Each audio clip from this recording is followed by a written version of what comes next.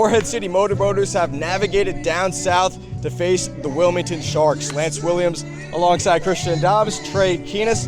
Motorboaters versus Sharks Part 2, the season opener, was here last week. But last night, the Motorboaters, their first Motorboaters game of the season, 5 extra base hits, a season-high 13 runs. How was the offense against the High Tops, Trey? That's something we haven't seen yet this season, Lance. 5 extra base hits, 4 doubles, and that 2-run blast from Nick Surse. You go back to opening night here at the Shark Tank, 13 hits and that 10-run win, but only one of them was for extra bases. This Morehead City offense is adding layers, and that's something you have to love to see for head coach Sam Carroll on the offensive end with what we've seen from the pitching on top of that. The Morehead City offense is evolving, and they're getting better. Christian, last time Morehead City was here, it was a 10-run rule in 7 innings. What do you expect differently from Wilmington tonight? Well, Wilmington, it hasn't been the best start to this season, you think, especially back to yesterday's loss against Greenville. That was their first win of the year, so probably not an easy ride back for Russ Burrows and his crew.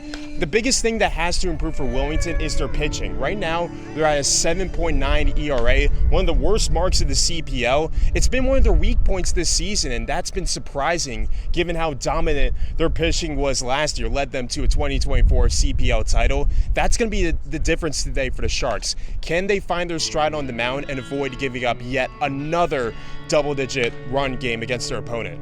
The Sharks looking to improve their pitching tonight. The Morehead City pitcher, Jackson Bergman, making his second outing of the season. He started last Saturday at Peninsula, went just 1 2/3 in the Marlins, lost to the Pilots. Trey, what do you expect this game and perhaps a bounce-back opportunity for the righty? You know, you look at the box score, you see 1 2/3, 4 earned runs, and it kind of sticks out to you, and it's ugly. But then you look at mostly just when he allowed those runs, and for Bergman, it's about closing out innings. He gave up 3 runs in that bottom of the first inning against the Pilots, and that came with 2 outs on the board. For him, it's about finishing the inning, getting comfortable, and executing on the bump tonight.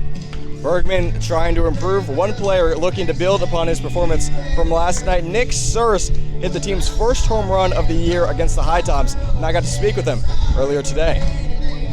Lance Williams here with Nick Surse. Nick, last night, the first home run of the team off of your bat. How did that feel? Felt good. I was excited. I needed it.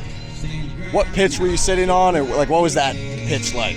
I was just sitting fastball. He went 2 sliders, and then I felt like he was going to try and freeze me on a fastball. So I was just sitting there and being ready for it, get my foot down, and be on time. It's your second season in Morehead City. How do you feel like you've improved as a player from last year? Just seeing the competition, learning how they play, and just trying to adapt to it, and just sticking to my approach and playing my game. Nicky Big Swings is what they call him. Thank you for the time, Mr. Surse. First pitch here at Buck Hardy Field in Wilmington, set for 7:05. You can listen to these guys right on Mixler.